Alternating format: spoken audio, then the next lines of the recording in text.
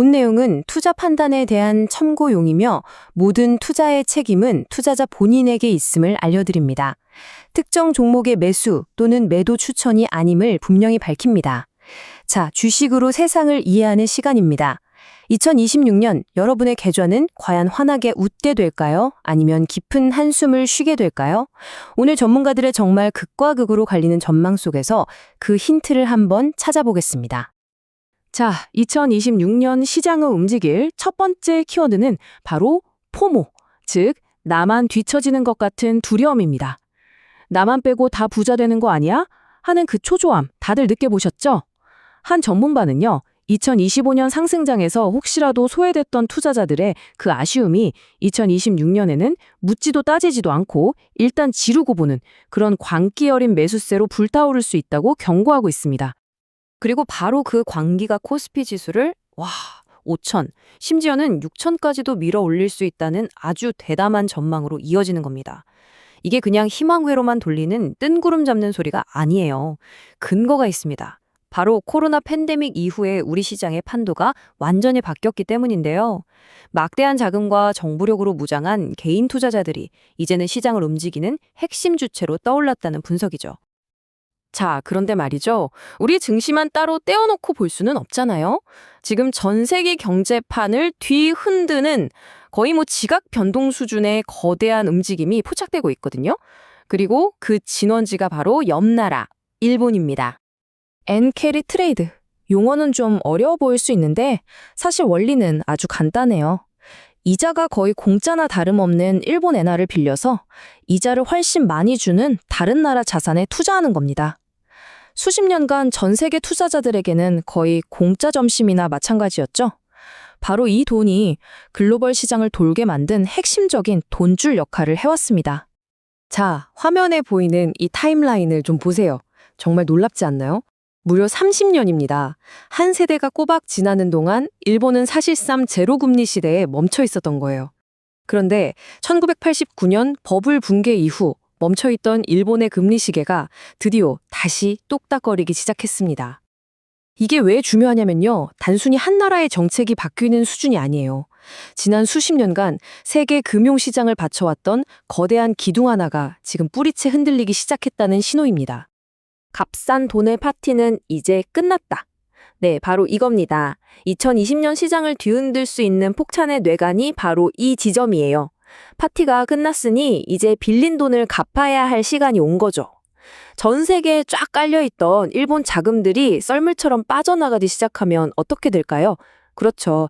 주식, 채권, 부동산 할 것 없이 여기저기서 팝니다가 터져나올 수 있다는 겁니다. 이게 바로 글로벌 유동성 위축이라는 아주 심각한 위험 신호인 거죠. 그럼 일본에서 시작된 이 거대한 흐름이 세계 경제의 심장, 미국 시장에는 어떻게 연결되는지 한번 넘어가 보죠. 2026년 미국 시장의 왕좌를 과연 누가 차지할 것이냐, 이걸 두고 전문가들 사이에서 아주 팽팽한 논쟁이 벌어지고 있습니다. 화면에 보시는 것처럼 크게 두 진영으로 나뉩니다. 한쪽은 미래는 로봇이다, 혁신기술이 시장을 이끌 거다라고 외치고 있고요. 다른 한쪽은 아니다, 뉴스에선 죽는 소리 해도 미국 사람들 지갑은 끄떡없다, 결국은 소비재다, 이렇게 맞서고 있는 형국입니다. 소비재가 유망하다고 보는 쪽의 핵심 논리가 바로 이 한마디에 다 들어있어요. 미국 중앙은행, 즉 연준 입장에선 금리를 좀 내리고 싶은데 경제가 생각보다 너무 짱짱한 거예요. 고용도 좋고 사람들도 돈을 잘 쓰고요. 이러니 금리를 내릴 명분이 없는 딜레마에 빠진 거죠. 바로 이 탄탄한 소비가 소비재 기업들의 실적을 계속해서 받쳐줄 거라는 계산입니다. 하지만 말이죠, 이렇게 장밋빛 전망만 있는 건 절대 아닙니다. 수면 아래를 자세히 들여다보면 우리가 잘 보지 못하는 아주 위험한 신호들이 깜빡이고 있다는 경고의 목소리도 만만치 않게 나오고 있어요. 금융 시스템이 젠가 게임 같다는 비유, 이거 정말 기가 막히지 않나요?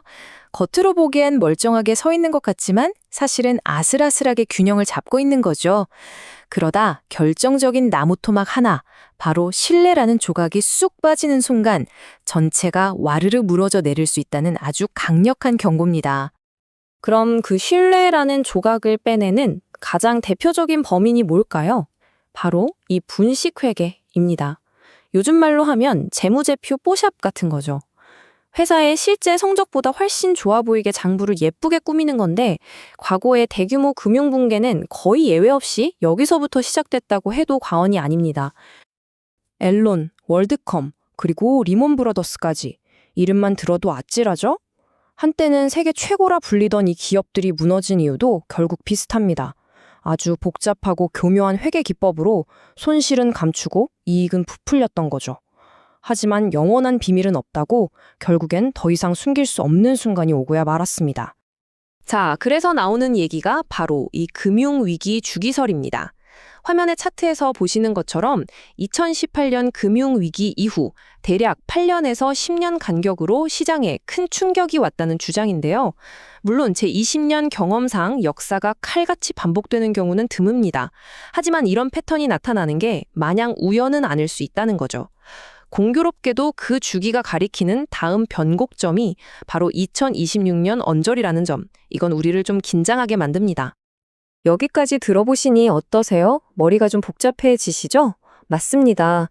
지금 우리 투자자들은 정말 중요한 선택의 기로에 서 있습니다. 서로 다른 방향으로 우리를 끌어당기는 두 개의 아주 강력한 힘 사이에서 우리는 어떤 길로 가야 할까요? 2026년 시장은 딱 이렇게 두 개의 얼굴을 가지고 있는 셈입니다. 하나는 나만 빼고 다 간다는 포모가 만들어내는 광기의 얼굴. 다른 하나는 1번발 유동성 위축이나 시스템 리스크 같은 차가운 불안의 얼굴이죠.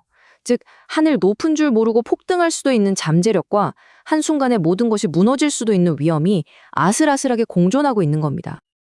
그래서 오늘 제가 여러분께 이걸 사세요, 저걸 파세요 같은 단순한 답을 드리려는 게 아닙니다. 우리가 진짜 봐야 할 건 이 뜨거운 광기와 차가운 불안이라는 두 거대한 힘이 팽팽하게 줄다리기를 하고 있는 시장의 본질 그 자체입니다. 이 거대한 힘의 충돌 속에서 여러분은 과연 무엇을 믿고 여러분의 소중한 자산을 어디에 거시겠습니까? 오늘 우리가 함께 살펴본 내용들이 여러분의 투자에 깊은 통찰을 더했기를 바랍니다. 구독과 좋아요, 그리고 알림 설정으로 최신 시황 분석 놓치지 마세요. 이상 주식으로 세상 이해하기였습니다.